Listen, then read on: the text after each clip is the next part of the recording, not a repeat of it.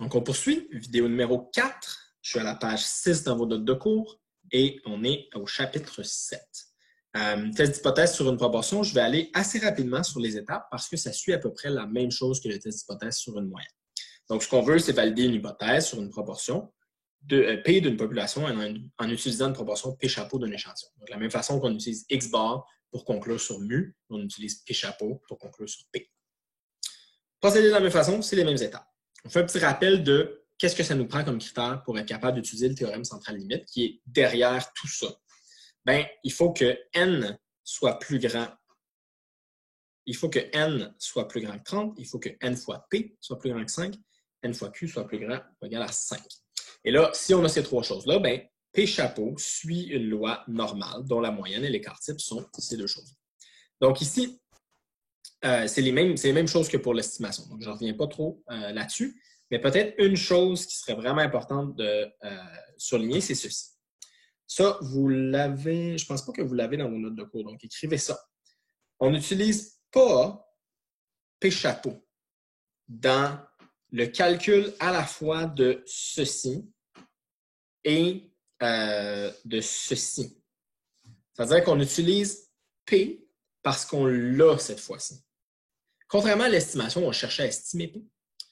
Là, on a P entre guillemets. C'est-à-dire que sous H0 vrai, je vais les écrire, là, vous l'avez juste à la prochaine page, mais sous H0 vrai, ce qu'on suppose, c'est que P est égal à une certaine valeur qu'on appelle P0.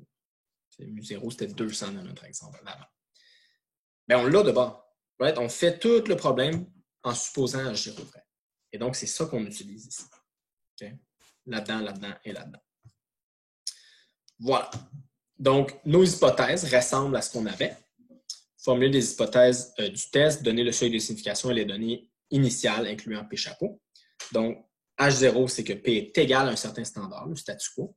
Et ensuite, on a les mêmes possibilités, unilatérales à droite, à gauche ou bilatérales. Deuxième étape, c'est d'écrire la distribution P chapeau, donc la loi, le théorème central limite, voir s'il y a les trois conditions, et faire le dessin puis calculer l'écart type. Ensuite, déterminer Z observé, là où les points critiques. Ça ne switch pas très vite. Donc, Z alpha ou Z alpha sur 2, il n'y a pas de student, right? Pas de student. Vous pouvez vous l'écrire si vous voulez. Pour les proportions. C'est tout le temps loi normale où on n'est pas capable. Et donc, c'est toujours valeur moins moyenne divisée par écart type. Donc, ça va être P chapeau moins P0, qui est le P sous H0 vrai, moins l'écart type.